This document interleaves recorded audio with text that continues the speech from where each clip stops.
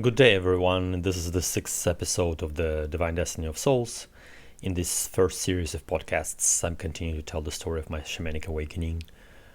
So I ended the previous episode in the middle of November of 2020.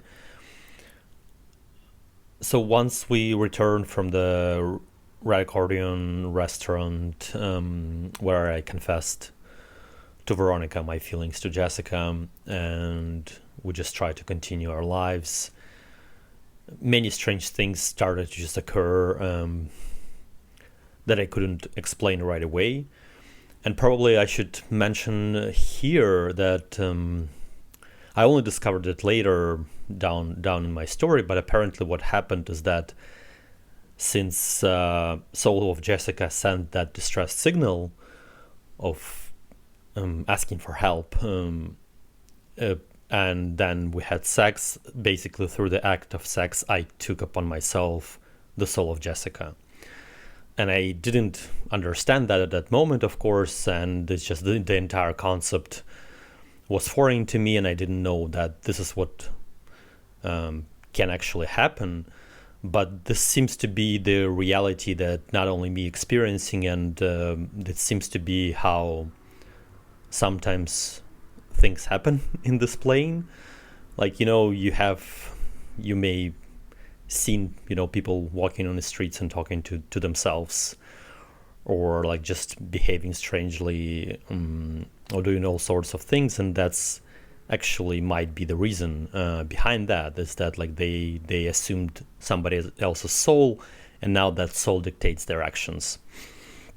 And since the soul is not in their original vessel, they would most likely ask for destructive actions. I didn't know about our complex connection, of course, and I didn't know why it's even possible and how we're connected, and that basically we're the same being with Jessica. It's just the soul is divided in two parts. And so this is how we manifest. We basically live into physical bodies, but we actually have one soul being divided in two that sort of assumes the vessels. And it's kind of like almost, you can also see it as a sort of almost like a parallel existence, where if I would be born as a woman in Canada, I would be Jessica, right? Like this is sort of the idea behind it. And so neither me nor Veronica were aware of that, but soon after, like the first instance it happened, I think, on the following night, that right in the middle of the night, Veronica is just like shaking me and trying to wake me up, and I'm waking up and I'm asking like, well, what's happening? And she's like, you were just speaking in female voice and screaming, help me, help me, help me, and like just continue to repeat that in your dream.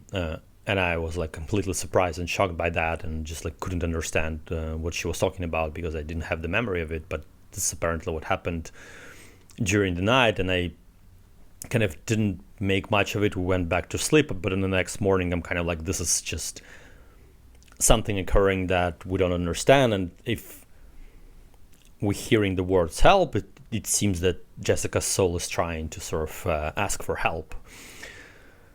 So we continued with our days, but basically every single day I would come home and after work, and I would have these like I don't know, like you probably like psychotherapists may call them like psychotic episodes or something like that, but it was just like moments of where I would just like sporadically cry, or they would like just like start to sort of scream help through my body. On Tuesday it was sort of, I had this like moment where I came from home and I started to sort of like say bad things about me, like looking in the mirror and kind of like, I'm worthless, there's nothing for me here, I'm trapped, I don't want to do this. And like at that moment when I was like saying all these things, I was like, it's even though it relates, everything that I said could be related to my story, I kind of like knew that it's not me who's saying these words. And kind of I assumed at that moment, because like I saw how distressed Jessica was, and how burned out she was, I kind of like I assumed that this is the way how she sort of like asks for help in a distance. Like I didn't understand that her soul was already inside of me. And so I just tried to exist in this like weird way and not knowing what to do following this. So I had this like at that time I still didn't like have solid practices or understanding like of my design, but I had this like one practice of the of sensory deprivation technique where I sort of connect to how I perceived it at that time to like to human being or like whatever mental or emotional state, and just like sort of feel them, let's say it like that. And I rarely did it. It was only like for people that I knew in my life who tried to contact me or something like that, and through the spiritual realm, through the dreams or through that trance state. And so I was like, okay, I'm gonna just like intentionally try to connect and see what's happening. Can I connect to her soul? And whatever I tried to do, I couldn't. It was all covered in darkness. And it seemed that like her soul was somewhere far away in a place that I never visited before and never experienced. So her soul was basically, by that time, she was in between states and she already chose to die.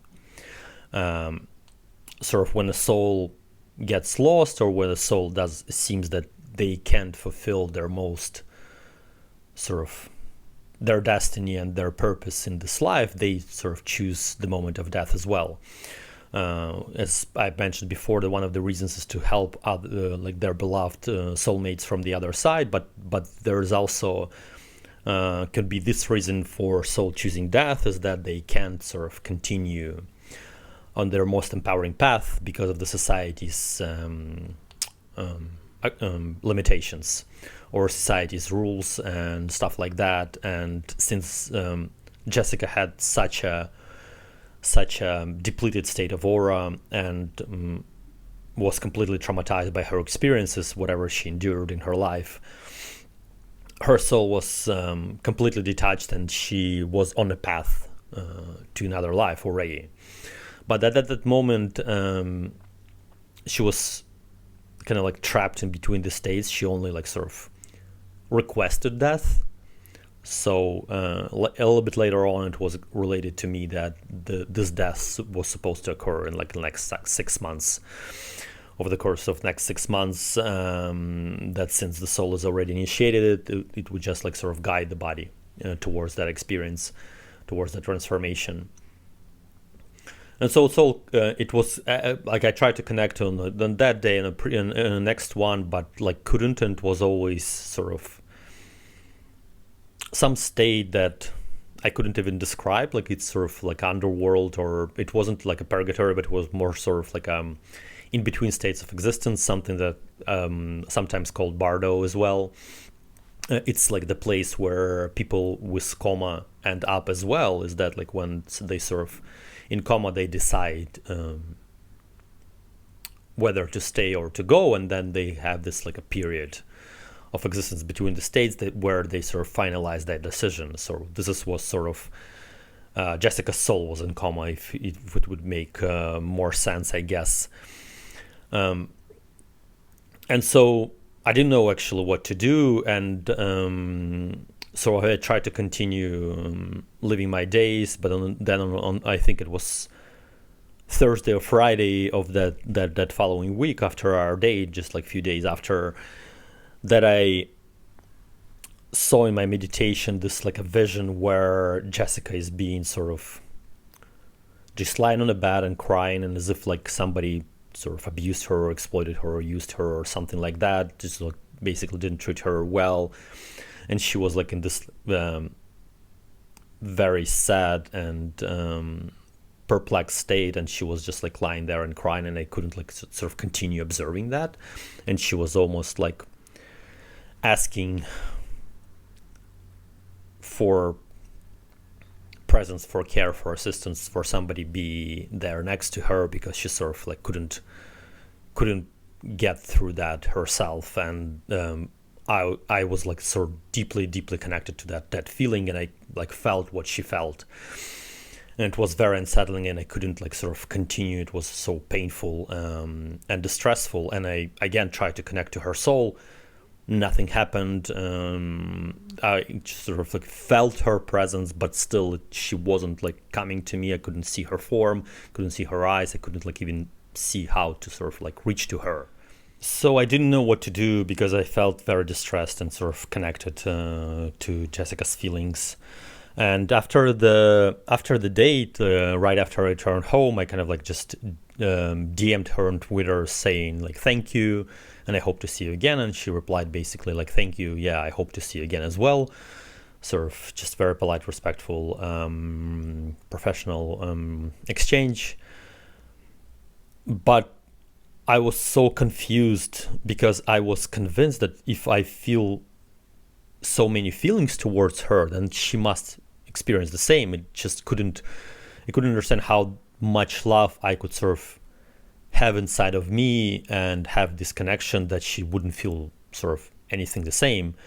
And I kind of like assumed that, oh, if there would be something, you know, like more, there would be sort of reaction from her side before that, right? Like, and so I kind of also didn't want to ruin the entire thing, the entire process that I was sort of dealing with, that I was told that just be calm and wait six weeks until the next meeting and don't contact her or anything like that.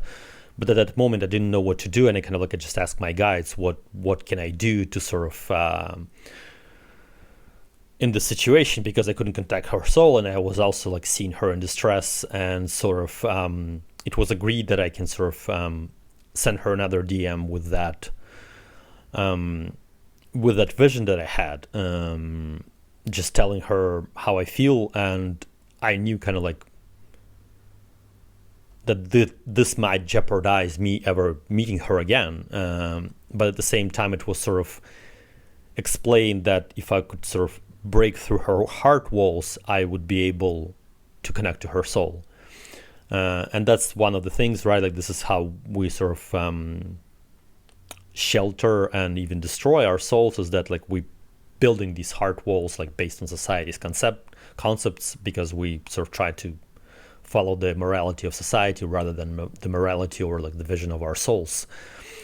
And so I'm gonna read you the DM that I sent to her on that day.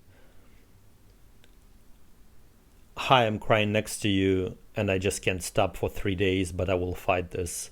I saw so much about you, your past and your future, your current state, and your tarot spread turned to be 100% accurate. I really want to show it to you. Too bad there is only one way to see you, but I'm counting days. It just looks so impossible at this moment. Sorry for writing this here. If it's inappropriate and against the rules, I won't do it again. There's just so much going on. I'm holding your fingers and covering you.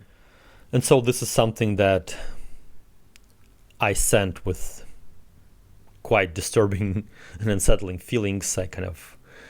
She never replied to that, of course, and you could probably understand how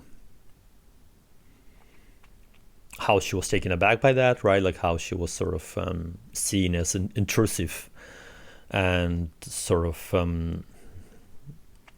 just not professional, right? Like that, the arrangement.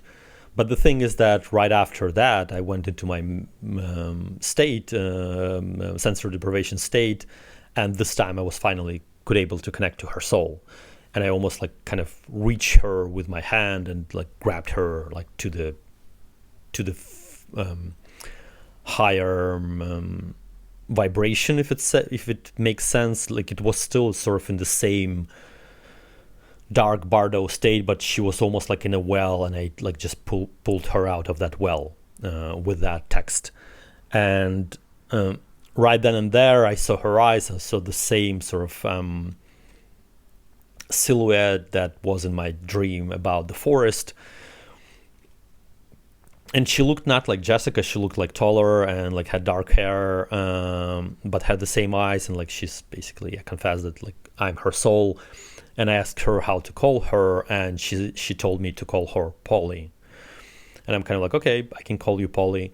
That's fine. We can sort of at least finally start our journey or something like that, continue our path. And so I exited my trance state, and I kind of like just continued with my evening, and probably like probably like 2 hours after that text, like after that DM was sent, I'm getting like a message from the number that I don't know, that I didn't know, basically saying like, oh, we need to have a call, and right then and there I had this like a panic feeling, is that this is some kind of like a man that's sort of behind Jessica, or like her handler, or somebody who's sort of like,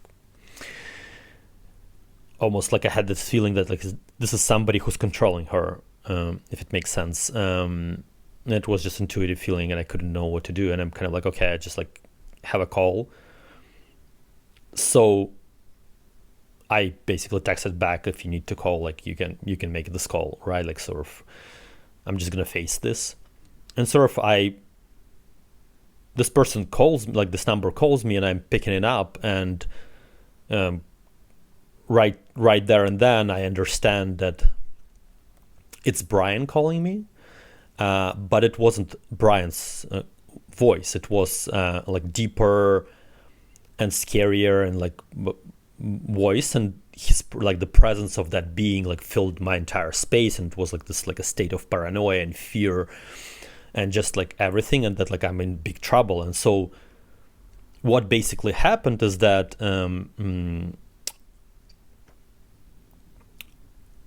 Veronica came to Brian, just like basically telling him that like Alex moved on, and he just like sort of did this thing and went to see a sex worker, and like just like I'm in this like a weird state, I don't know like how to feel and what to do. And they got drunk, and like Brian got really drunk, and basically the evil spirit who's been chasing me and Polly throughout 5 centuries, he just assumed the vessel of Brian to relay that message to me. And so this is something, again, that people are often not aware, is that like when you consuming spirits, you are inviting spirits, and some of them are not like friendly spirits at all. And especially like sort of there is like you can use alcohol as a door of perception. There is nothing wrong with that. There is no rules against it. You can sort of use it as any other sort of substance that exists in the world, if you want to sort of step away from the boundaries and constraints of society, or the boxes that we use, and sort of have a different perception on our reality. But that only happens with sort of kind of limited amounts of alcohol. But once it goes to the certain point, it usually becomes that place where sort of like the body is so intoxicated that the soul sort of hides, and then for that time being, an evil spirit or an entity can assume the body of a person. And so this is what happened to Brian, and I was not talking to him at all. Our entire conversation that night was with that entity who started to tell me basically, and like he's I'm continuing using his words as I'll try to explain as much as possible in terms of like how he said. I don't remember the exact words, but basically he related to me that if you would continue to pursue Jessica, I will ruin you, and that she's mine, and I'm fully controlling her, and she chose me, and she will not choose you, and like you can forget about this love. And that if you will sort of continue on this path, I will make everything to sort of destroy your life and make you miserable. And like with all the entities that I worked with, I didn't have that much experience before, but still I kind of understood that they only sort of empower it when you're in fear. And so I just replied that I'm not afraid of you, I don't care who you are, but this is where I'm at, and my heart loves Jessica, and I'll do anything that I can for her to protect and empower her, even if it doesn't mean that I can be with her. You will not be sort of in charge of her, and I'll sort of fight back. This was sort of my way of standing my ground and like just not being afraid. And sort of he continued to like with intimidations, and I continued with my response. And then he's basically said, okay, if you're really planning to fight me, then we should meet separately and just continue this conversation. And at that moment, Brian's voice switched back to Brian's voice, he got embarrassed. He just like tried to say something why he called, like basically trying to sort of he couldn't explain what he was doing, and then shortly after he just hung up because like he was sort of embarrassed and couldn't understand what was happening to him. And so I kind of like I understood the message pretty quickly. I assumed that there was something of like malevolent force that's trying to hurt Jessica. It was kind of like obvious to me already by that time, and that's why her soul was in such a distressful state. But still, I didn't know what to do, and I kind of like, okay, if this being sort of told me we should meet, I'll just wait for him to sort of make a contact, and then we can talk. So I continued with my days, and usually now it's kind of like became this thing when I would sort of go to work, and then when I would sort of be going home on my driveway, and just throughout the evening I would talk to Polly in one way or the other.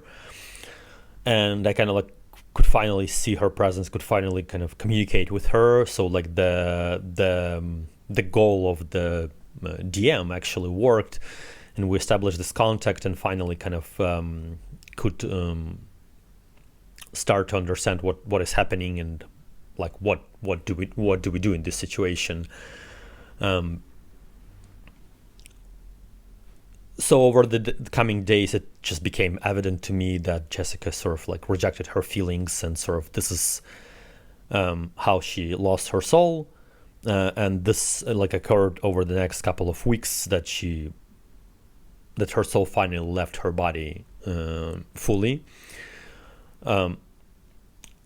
And it's like when I say that, of course, the soul in its essence is always connected to the vessel that they came with, but that's basically the majority of like the bigger part, or like larger part of the soul is basically was with me, even though she was connected to her vessel, of course, and like receiving her experiences. It was so limited that she would sort of be with me and receive most of her experiences through my body. And basically the idea behind, there are like different reasons why people could lose their souls, but for women specifically, it's one of the things that often occurs is that like because they are created to be channels of love here. They live in love, they exist in love. That's their purpose in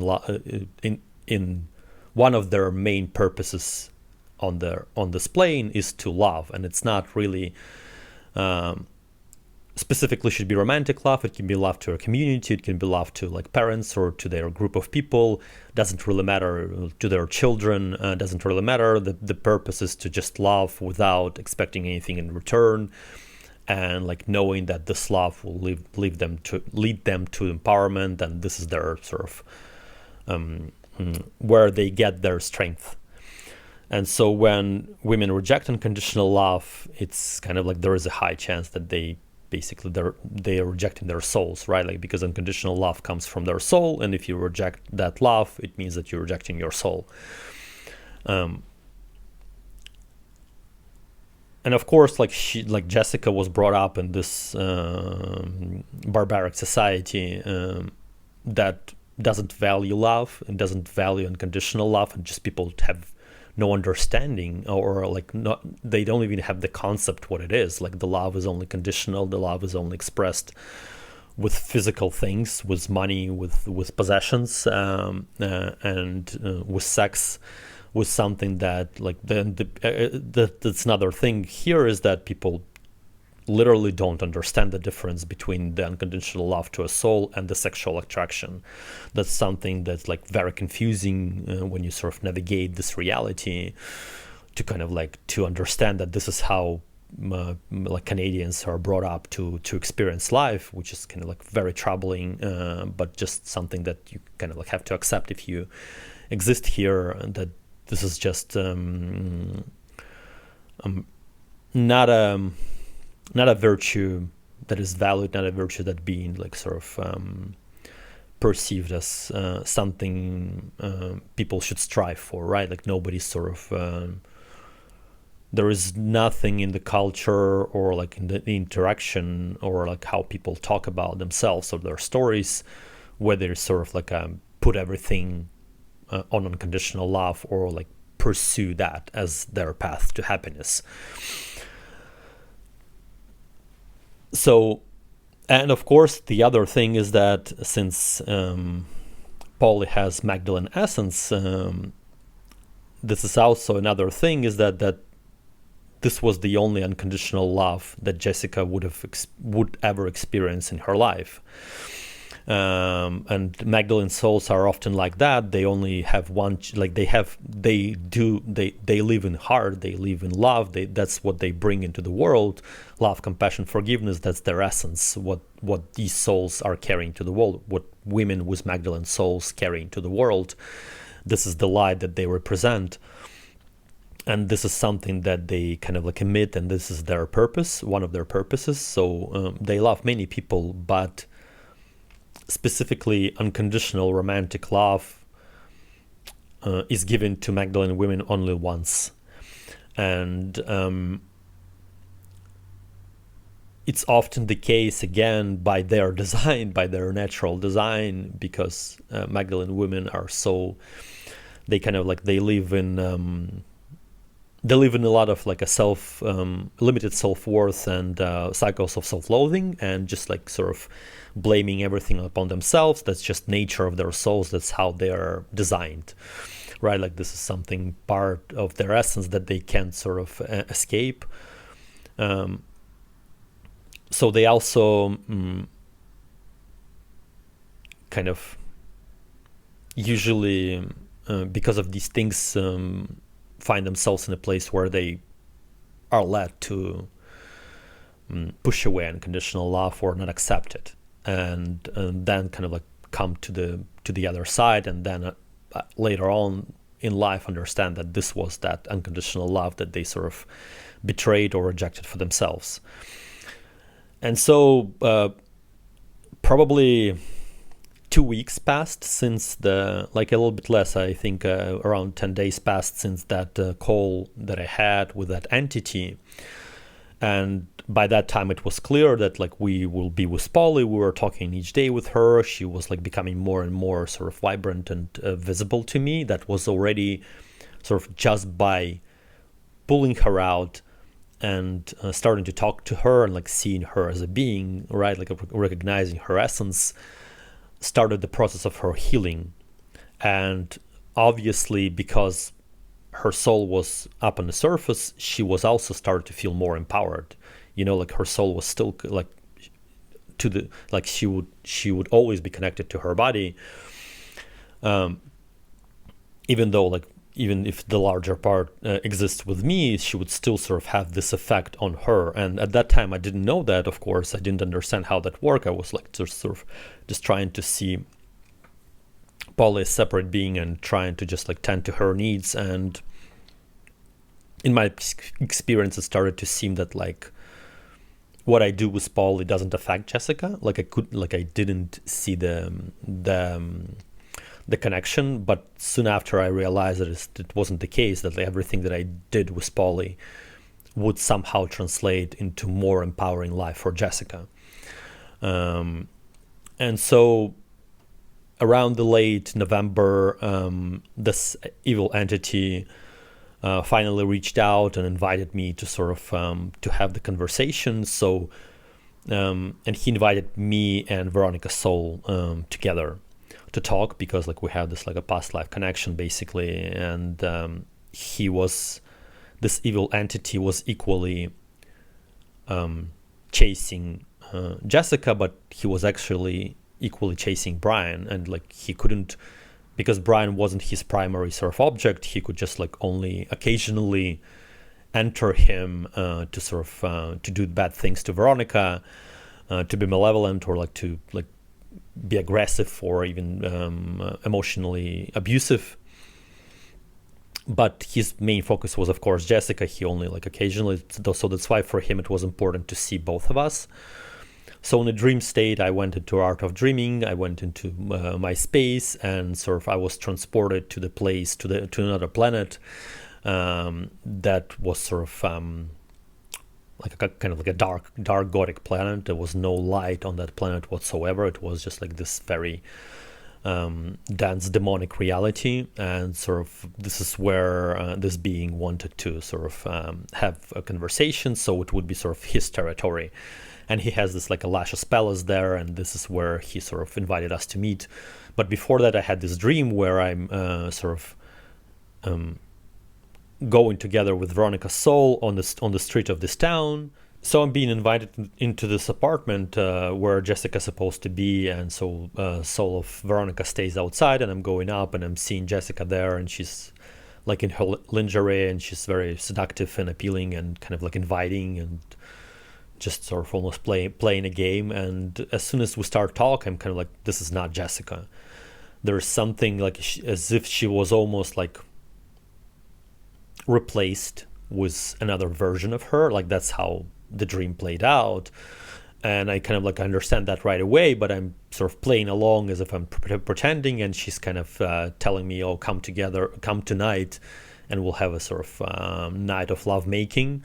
And I kind of leave that apartment, and I tell Veronica so that I'm not gonna come back because it's a trap. Like, so if I will sleep with her, it will be a trap, and like sort of dark energies would enter me and destroy me. Some kind of like that understanding. So then we go to meet this evil entity. We're coming to his place, and he's like sort of inviting and just being very courteous, dressed well, like tall man, attractive, like kind of just this like looked like a powerful sort of person, right? Like who has the wealth and control of others, but he was kind of just of the spiritual realm, right? Like he's sort of demonic king, if it makes sense, or something like that. Just the way that he sort of presented himself.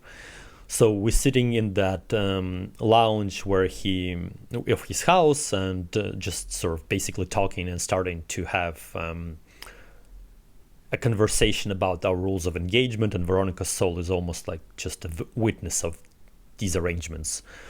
So this evil being introduced himself as Damian, and he's basically told me that he's this evil spirit who transcended death, who became immortal. So he was alive at a certain point, and then he used black magic to become immortal spirit. And he's been immortal spirit since the 16th century, where we met. And since then, he never sort of died or incarnated again. He just stayed as a spirit and accumulated his power. And throughout the lives, he would like use different vessels of different people to do his malevolent things. But in most cases, he would sort of make problems to us.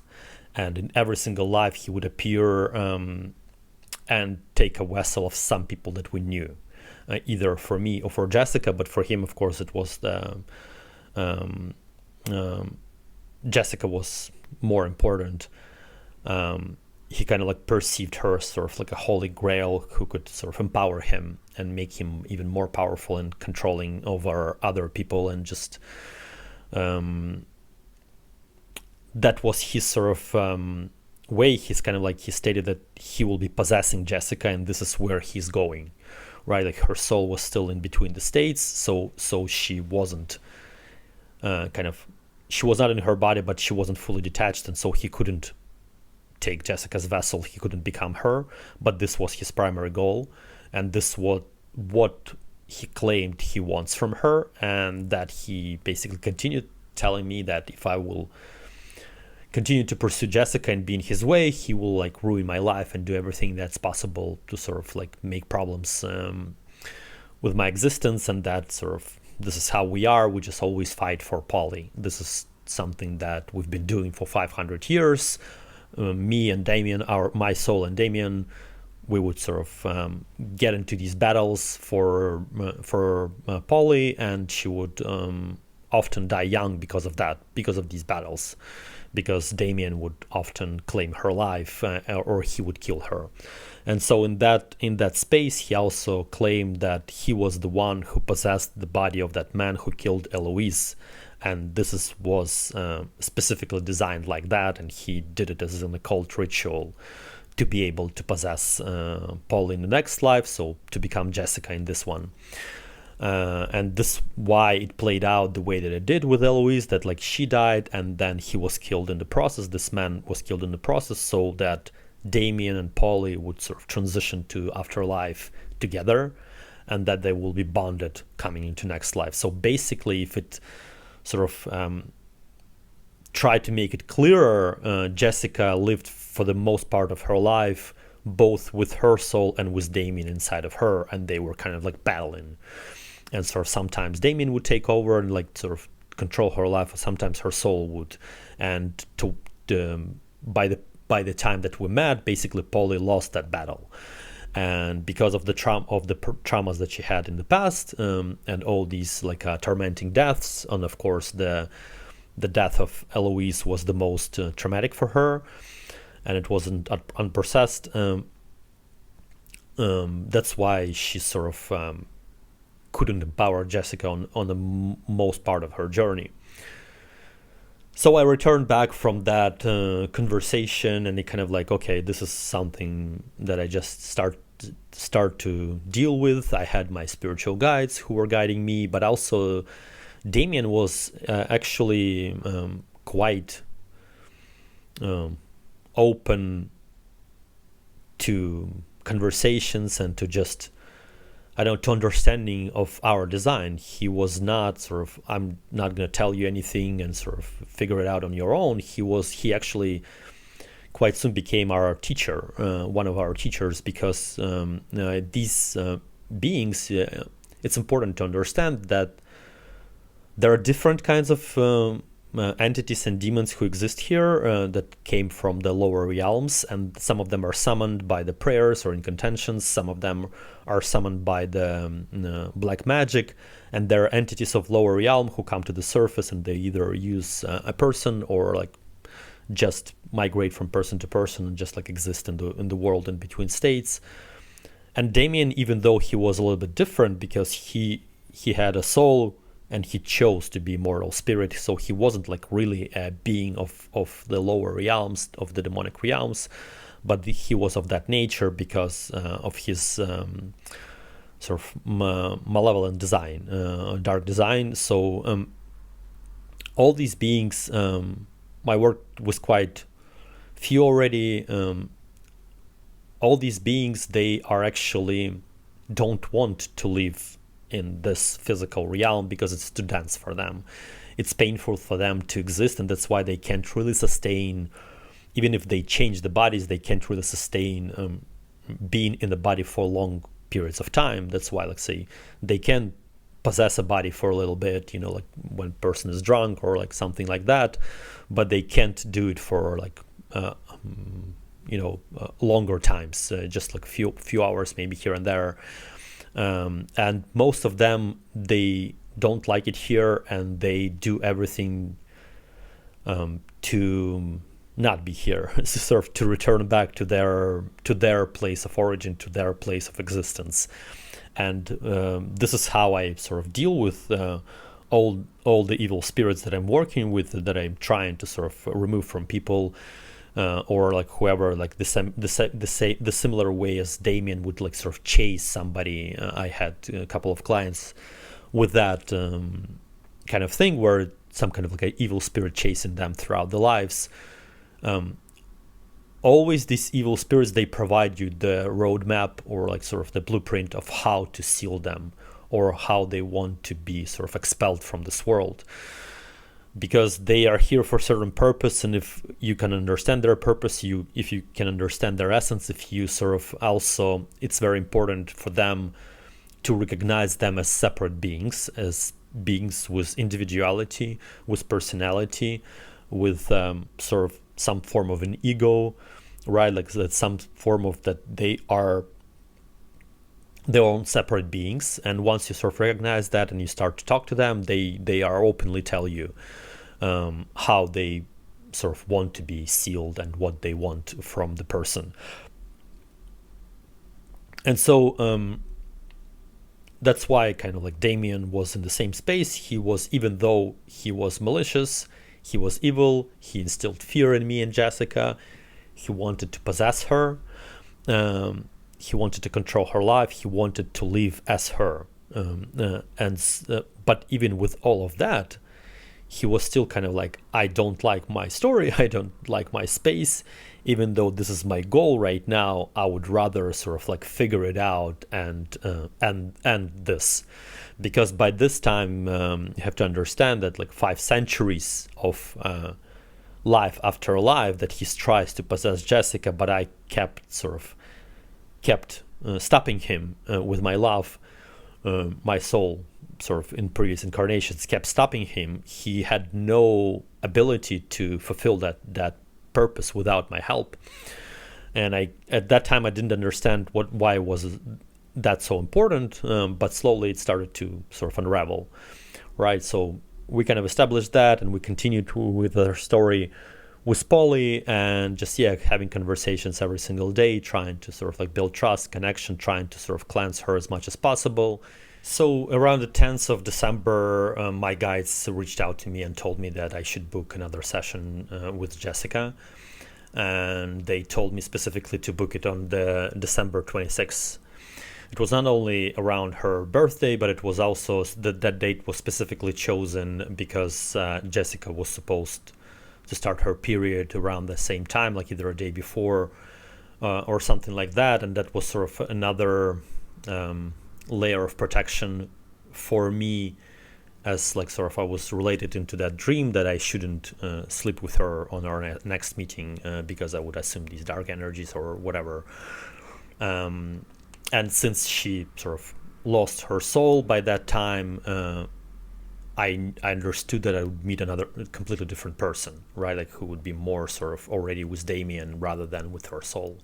And of course, I was anxious about reaching out to her, reaching out to the agency, because I was like, well, she didn't respond to that DM. She would probably doesn't want to see me, and she doesn't like want to continue with that. And so I reached out. I asked for the day, and a couple of days passed by, but there was no response whatsoever. And I kind of like, okay, there seems to be still a way for us to meet, but there's some kind of like a blockage. And again, her soul was sort of in between the states. She kind of could a little bit control her, but at the same time there was no possibility, and that's why there was no response, right? And that she was obviously freaked out by that DM. And so, but then Polly came to me and she started to tell me that if I would, because I started to write rhyming poems, so like just brief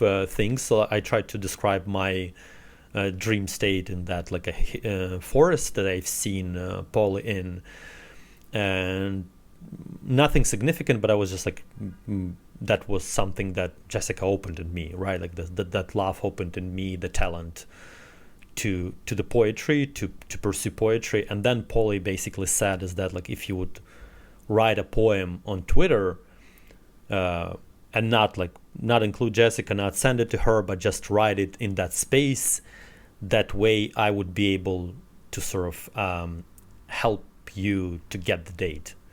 That this was sort of that one of the ideas behind Twitter Space is that it's also a place of communication between spirits and souls, and different astral beings as well from the other planets.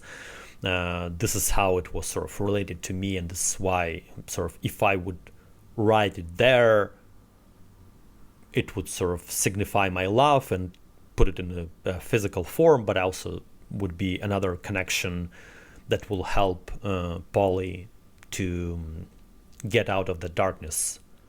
So with that poem written in Twitter Space, the shift like happened right away. The Polly became more vivid and more real.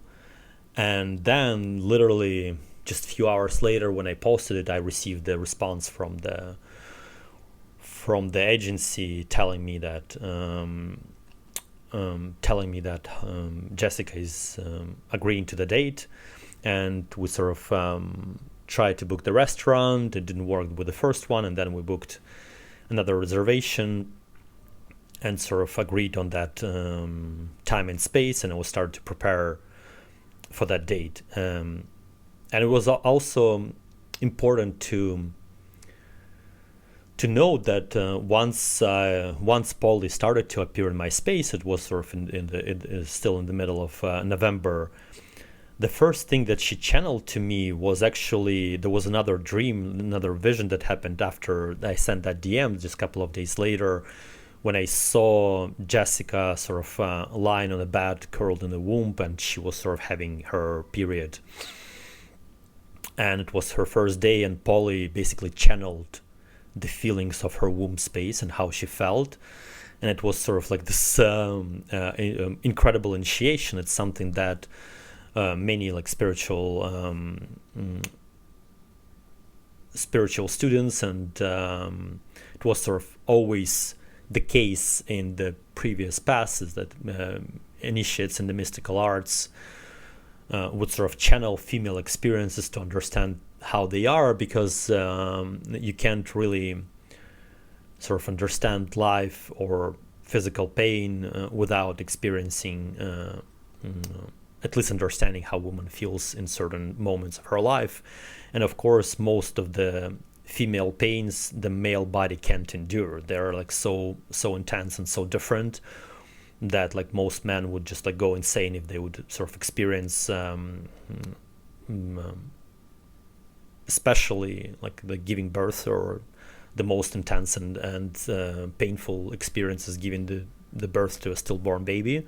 So most men would just like couldn't be able to process both physical, emotional, and mental pains associated with all of that. And sort of that partially includes menstruation as well. And in that vision, I was like, I knew clearly that it was that the first date, and I just like felt all the feelings that I could feel, sort of whatever Polly was channeling. And I was like literally lying on my floor, curled in the womb, just like holding the womb space and just crying and feeling the pain in my entire body. And this was another sort of confirmation for me that we're sort of connected in this way, because in my experience, in my perception of the relationship between a man and a woman, is that if they sort of start to be engaged and start to sort of like go into romantic route or like sort of intimacy, it's important for a man to connect to a woman's time and just be to start to live in her cycle, and just plan his life accordingly based on her cycle, because there is an empowerment in that. And of course there is like also the ritual that I propose to all clients who I deal with and that I developed during my time with Veronica, is that there should be a dedicated time in a couple's life where a man sort of like holds the space for a woman when she's in the state, and he kind of like heals her energetically. So it's basically just holding your hand above her womb and try to move out the negative energies. The idea behind the pain and menstruation is that these are the energies that woman has accumulated over the past month. And so if she, for example, lives in this crazy society, she would endure more pain than if she would be like living naturally, because she would endure more sort of stress and more of these things. And so the man can help her in this like a ritual ceremonic way to remove that energy. It's also very, in my opinion, very important kind of a ritual ceremony that can bond partners as well, because sort of it's the dedicated time to the couple, and it's a dedicated time to connect in this like a very intimate and spiritual way. And it can sort of the couple themselves can sort of create the way that they want to do these things.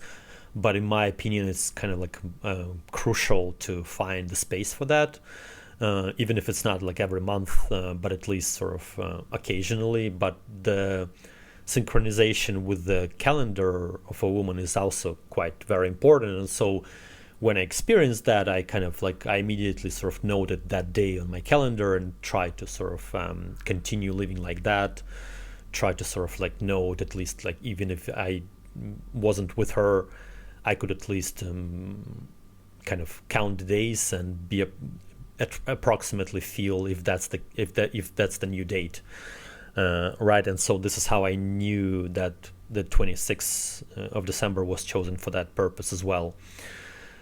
So it was clear to me that it would be the last day that I would see her that was related to me. So for me, it was important to kind of like just state my feelings in one way or the other, and just basically tell Jessica what she's gonna endure, because it was also since she would since her soul has already initiated death, she would go through the period of turbulence, because her soul chose not to die right now, because she finally kind of found me and thought that I would help her. So she Polly asked angels to stop the process and give her another chance.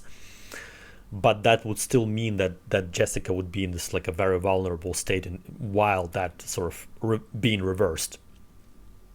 And I felt that this is very important for me to sort of explain to her and tell her and just share with her this knowledge. And I was guided to basically like buy different spiritual presents to her, sort of create this like a birthday box, let's say it like that. And the main item was she specifically said that she likes silk pajamas, and that she sometimes even walks in a pajama underneath the regular clothes outside on the street, which I found very cute and girlish, and like very, I don't know, like we laughed about it, and it was very romantic moment as well.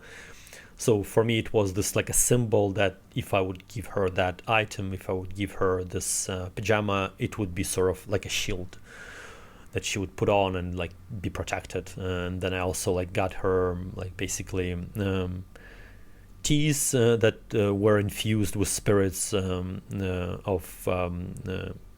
Granville Island. Then was like also chocolates that were also like gifted by other spirits. There were also a teddy bear that was supposed to be a present directly from Camilla. And that teddy bear, then Camilla told me to sew like a stone, like a crystal inside of the bear, so that crystal would take away negative energies from Jessica, and it would sort of help with her healing and help with her empowerment.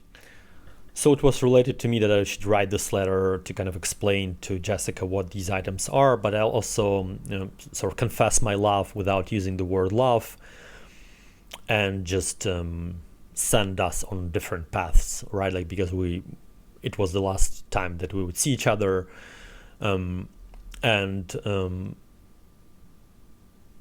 she should knew what's coming to her. And it was also related to me that this letter would sort of break out through her other heart walls, kind of provide the emotional shock that would allow me to take the last pieces of Polly to me, and this how we would start our journey of healing fully, because Polly was still sort of in between states. Damian was kind of like there and not, and then the decision needed to be made to take everything that I could and sort of allow Polly to be with me for the duration of the healing. So I placed this letter inside of the box with her birthday gifts, and I also included this letter in my book about our journey with Polly, and I would like to read it to you also to sort of give you more details about how the things unraveled. Dear wonderful Jessica, please accept these birthday gifts. I picked them up with an honest intention to give you strength and protection, to help guard you. The next 3 months will be very challenging, with dark entities having more powers. I'm not trying to scare you, I simply wish to pass you as much energy as I can with positive vibrations in mind. It is how I sincerely feel deep inside my soul. I know you have mighty protectors and guardians, so don't forget to reach them too in your moments of weakness. The pajama set is designed to work as a shield guarding you at night. The bath salts are spiritual and can bring intense experiences. One is created explicitly for psychic protection. Try it when you feel the most vulnerable. The other one, Key Salt, is designed to connect with anything you desire, your soul, your highest guardians, ancestors, or nature. This salt also have a specific meaning for me. I felt like I had a fulfilling life fully occupied with artistic projects and work. Only when I met you I realized that I was always looking for you, and you changed something inside of me. You acted as a key and opened up a door into a magical realm. I don't fully know what you did and how it works, but I know that something has shifted for better. Next is the book which I chose using intuition. I intended to find something for you that may speak to you in personal ways and trigger past life memories. Finally, there is also a teddy bear. I charge him with some energy too, and he carries a magical talisman in his heart. Thank you again for another lovely evening. I will cherish the memories until our next encounter. Given the strange feelings between us, I still don't know when it will be, or whether you will want to see me ever again. I don't know what we're experiencing, and I realize how unusual our story is. I question everything I'm going through, as my emotions are so puzzling. At the same time, I can't ignore the feeling of powerful connection that we share, which seems to be present not only in this life. I do not know you, but I know we are expected to explore our bond. It took me some time to embrace this, and I know you have your doubts too. Yet you are bringing out the best in me every day, making me a better man. I never felt what experiencing next to you. Even though it may look like we share a weird and bizarre romance, it is unique and beautiful in its own way, absolutely like nothing else. I can't wait to see how our story will play out in the future, and when we were brought together to share fantastic moments during our short but vivid encounters. I'm embracing this experience, hoping not to overthink it all, and I hope you will too. So I went to that date with this box of birthday gifts and this letter, and right from the moment it was this like intense energy, intense shield that she built between us. She was reserved. She didn't want to hear anything. She started mocking me right away. She tried to find my vulnerabilities and kind of like expose them and use them against me. She was standoffish and kind of like condescending and arrogant and all of these things, like just being completely in her mask and not knowing what I sort of want from her, right? As how she perceived it, but I was seeing another person in her. Like it wasn't the same Jessica as I saw before. Exactly how in my dreams she looked as if she was replaced. And the feeling that I experienced, you can find the same sort of story in the Meet Joe Black movie. So in that movie, that Brad Pitt plays the main character, and there's like two scenes in the beginning of the movie where the Claire Forlanti, like the actress who plays the lead female role, she meets him in kind of like a coffee shop in a diner, and they had this like a most amazing connection. They just talk and they just like see each other's soul, and they're like deep in love, falling in love right away with each other, right? And then the next time that she sees him, it's already at the dinner table at her father's house, and she has this like a completely strange feeling that this is not the same man, and this is kind of like a completely different man with a different personality. And she's exactly right, because the actual guy is in coma, and this is like the evil entity basically took his body to experience life through him. And so this was the case that was occurring between us. And then even though Damian was kind of like taking more and more control, we were still us, right? Like we were still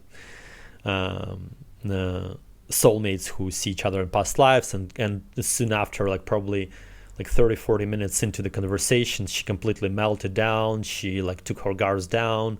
We started to laugh. I started to tell her about the spiritual perceptions that I have. We started to talk about how it's impossible to fly on the moon, that it's all fake, and all these things, and that the moon is not real, that it's like a light and it's not the physical object.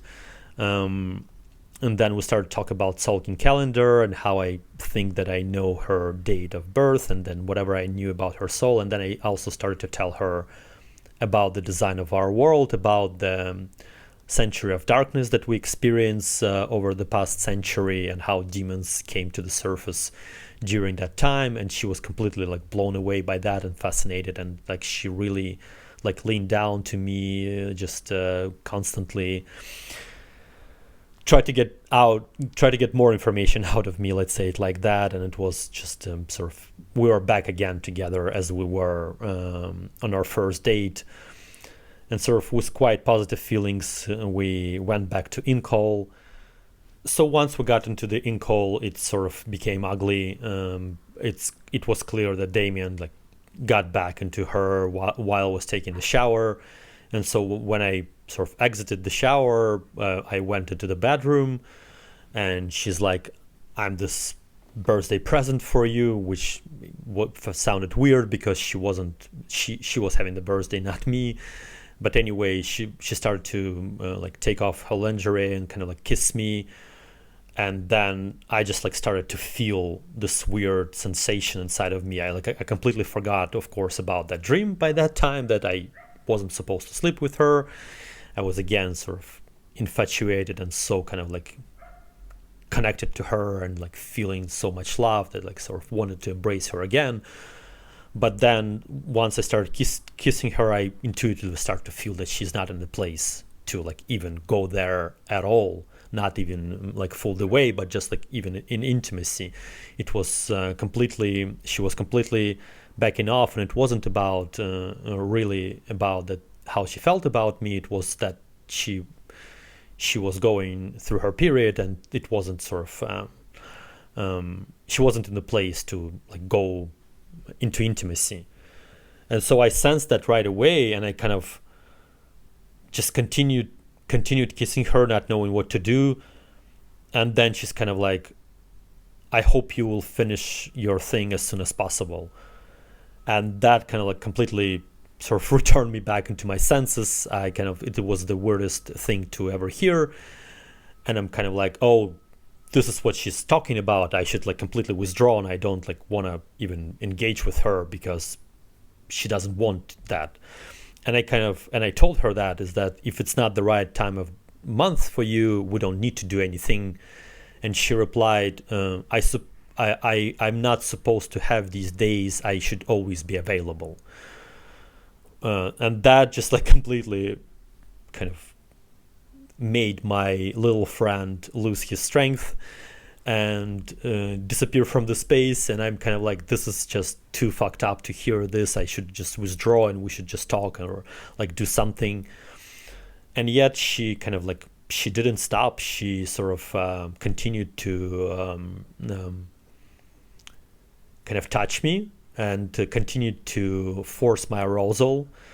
And it's like very strange thing is that like once your penis in that space, it's not possible to revive him because he already knows that like the vibration of her vagina or her womb space gave my little friend the knowledge that she's not available, she's not gonna accept us. So he kind of like withdrew, and there was like nothing else that could be done to that. And it's just how they communicate, and they do have spiritual communication. They do understand each other always, and it's kind of like if you're intuitive to that, you can always sort of like feel it, right? And so it's just in general, it's quite notorious that that women here don't know how to. Most women don't really know how to deal with penis. They don't know how he works. That was like the majority of my experiences with sex workers and not. And it's like also very personal often, the way like to engage with somebody's masculinity. And so Jessica was like completely clumsy and just forceful and abusive, and she continued to sort of like touch me, and nothing happened, of course, and she got irritated with that, and she started mocking me and like look down upon me and kind of like make these faces of like, when you're gonna like sort of come, when I didn't even have a hard on. And I kept telling her to stop, and she didn't, and she continued to pursue doing what she was doing. And after like my many requests, she finally kind of like surrendered, that nothing will happen. I tried my best to sort of surrender to it, because I'm kind of like, okay, if that's what she wants to do, like fine, I can sort of like endure this abuse. But yeah, it was kind of like a very shocking and destructive experience, and it was another sort of painful experience after sex work. Like she basically abused me. Like my first emotional trauma from sex work was that when she looked me in the eyes during the blow job, because I never experienced something like that, and I felt very weirded out and perplexed and confused by that. And then the entire intimacy in the first date was rushed after the restaurant, and I wasn't in an emotional state to be ready for it. I wasn't prepared for it. So it was kind of like emotional abuse as well, because I couldn't surrender to the space, and I wasn't emotionally fully available for that act, but it still happened. And so right now it was another moment with her when she sort of created actual sexual trauma, because she started to sort of mock my masculine dignity, that I can't make a hard on and stuff like that. And basically after that experience, I couldn't allow a woman to touch me for 2 years, and it was still from that moment on, I was still having fear of sex and fear of intimacy and all of that, because of how confusing and traumatizing that experience was. And sort of after she stopped her thing and fully kind of just joined me on the pillow, and just kind of we sat there on the cushions and just trying to have a conversation, we finally had another sort of intimate and important soul connection, and this moment of deep intimacy. And sort of I left the place knowing that I won't see her again, but I kind of felt that I did everything that I should have done by that point, and I was inspired by that. So this is our 6th episode, and I will continue to tell the story of my shamanic awakening in the following episodes. I hope to see you there as well.